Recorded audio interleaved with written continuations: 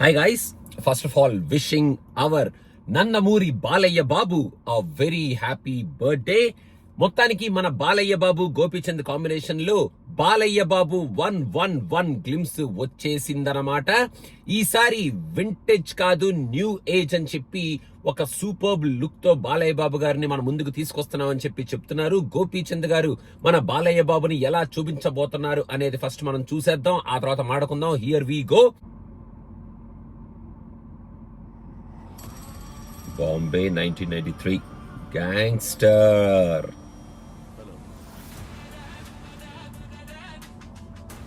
Hey, Taman. Arre, new look, new age look come up.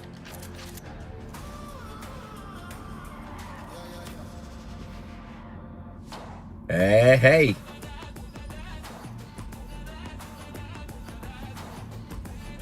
Okay, this time something new is coming with the inspiration of all the other gangster films armata.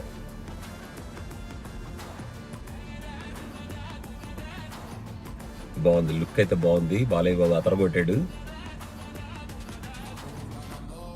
The king of caves. Dialogue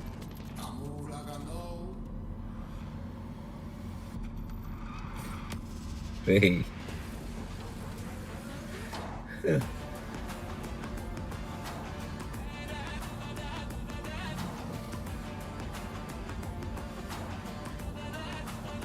Yes, the lion is back అనేటట్టు ఉంది మన ఈ glimpse.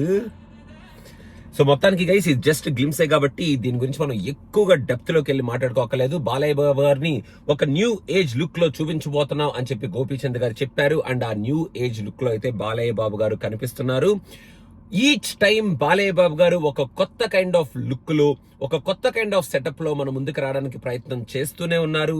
We have to appreciate him. And each time when he comes up with new getup ఆయన success కొడుతూనే ఉన్నారు. మన Veera Simha Reddy cinema ఎవరికి ఎలా అనిపించినా వీరసింహారెడ్డిలో మన సీనియర్ బాలయ్య క్యారెక్టర్ మాత్రం ఇప్పటికీ కూడా యూట్యూబ్ లో కొన్ని సీన్లు పెట్టుకొని చూస్తే ఆ బ్యాక్గ్రౌండ్ స్కోర్ కి, మన గోపీచంద్ గారి డైరెక్షన్ కి, బాలయ్య బాబు గారి గ్రేస్ కి గూస్ బంప్స్ రావడం గ్యారంటీ. ఈ సినిమాలో కూడా అలాంటి గ్లిమ్స్లు చాలా ఉండేటట్టే ఉన్నాయి, అలాంటి సీన్లు చాలా ఉండేటట్టే ఉన్నాయి. గ్యాంగ్స్టర్ సినిమా కాబట్టి కొంచెం రీసెంట్ గా వచ్చిన ఒక gangster cinema, the most awaited gangster cinema, చాలా పెద్ద సక్సెస్ అయిన గ్యాంగ్స్టర్ సినిమా, ఫ్యాన్స్ అందరూ బ్రహ్మరథం పట్టిన గ్యాంగ్స్టర్ సినిమాలో ఒక 2-3 లుక్కులు ఆ కైండ్ ఆఫ్ షేడ్ లైట్ గా కనిపిస్తుంది. అది జస్ట్ థీమ్ వరకు మాత్రమే కాబట్టి అలా కనిపిస్తుంది అనమాట.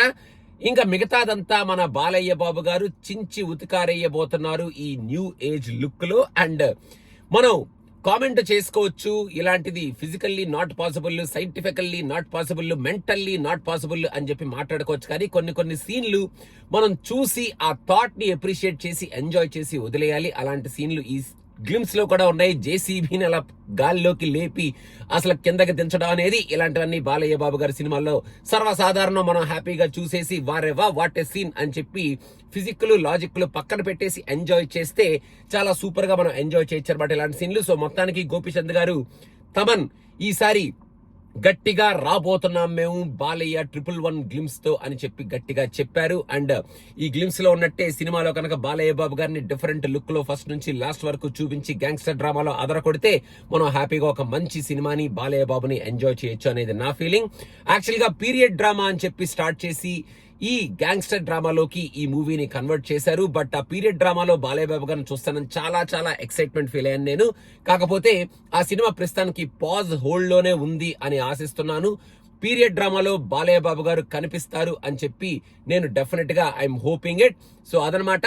Happy birthday once again Balayya Babu. Glimpse అదిరింది గోపీచంద్ గారు. అండ్ తమన్ మళ్ళీ ఓజీ రేంజ్ లో ఇంకొక మ్యూజిక్ గట్టిగా ఇవ్వబోతున్నాం అని చెప్పి అర్థమైపోయింది మాకు. అదనమాట. మీకు ఎలా అనిపించింది గ్లిమ్స్ అనేది కామెంట్స్ లో మెన్షన్ చేయండి. Thank you so much for subscribing to Cinema Pichcha and don't forget to subscribe to Cinema Pichcha. Thank you so much.